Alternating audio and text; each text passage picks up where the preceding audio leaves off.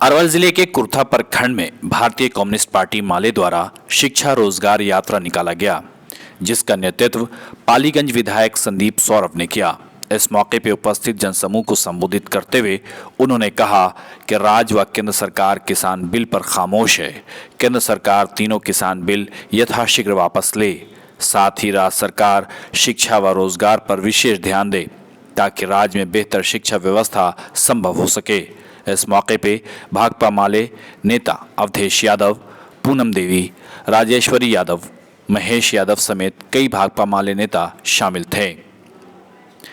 निशांत मिश्रा की रिपोर्ट।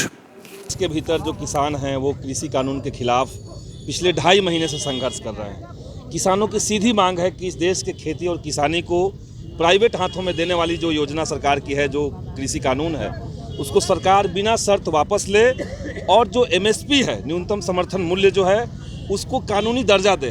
यानी न्यूनतम समर्थन मूल्य से किसानों के अगर कोई भी फसल खरीदता है तो उसके ऊपर कानूनी कार्रवाई होगी।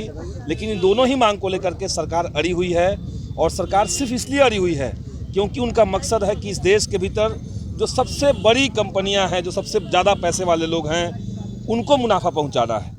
तो देश के अन्नदाताओं को दांव पे लगा करके, उनके भविष्य को दांव पे लगा करके सरकार चंद जो धनदाता हैं, जो भाजपा को चुनाव के समय खरबों रुपए चंदा देने वाले लोग हैं, उनके पक्ष में पूरे देश को घुमाना चाहती है, और इसको किसान बर्दाश्त नहीं कर रहे हैं। बिहार में शिक्षा बदतर होती जा रही है, उस पर क्या कमेंट? देखिए, शिक्षा बदतर होती जा रही है क्योंकि सरकार चाहती है कि गरीब के जो बच्चे हैं वो शिक्षा न ले, और इसको बदतर बनाने के लिए पूरे बिहार के भीतर शिक्षकों के तमाम लाखों पद खाली पड़े हुए हैं। सरकार उस पर बहाली नहीं कर रही है।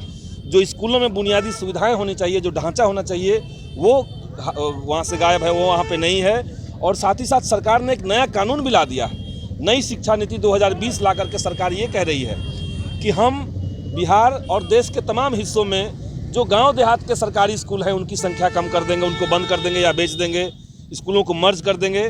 तो जहाँ पे गरीब पहले से ही शिक्षा से बेदखल थे, वंचित थे, उनको एक मिनट देखिए, हम लोग शिक्षा और रोजगार के सवाल पे विधानसभा को घेरने जा रहे हैं। साथ ही साथ स्वास्थ्य सुविधाओं को लेकर के हमारी मांग है।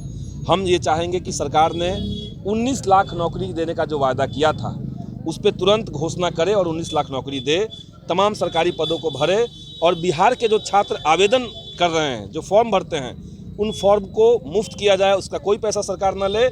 और हर बहाली के लिए सरकार एक डेट तय कर दे कि हम हर एक बहाली 1.5 साल में लेंगे, 2 साल में लेंगे।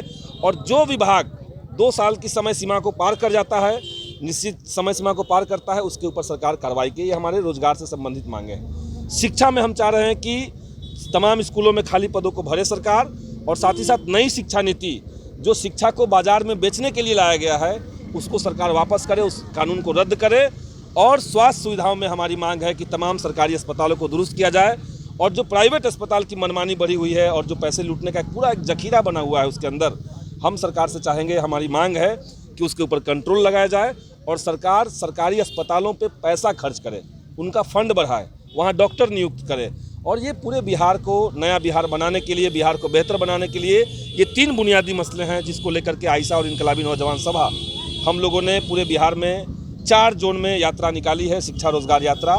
आज ये यात्रा हमारा यहाँ पहुँचा है अरवल में, कुर्था में, और हम लोग औरंगाबाद 15 तारीख के दिन तमाम लोग पटना में इकट्ठा होंगे, और फिर बिहार के लोगों को गोलबंद करके 1 मार्च के दिन हम लोग विधानसभा का घेराव करेंगे।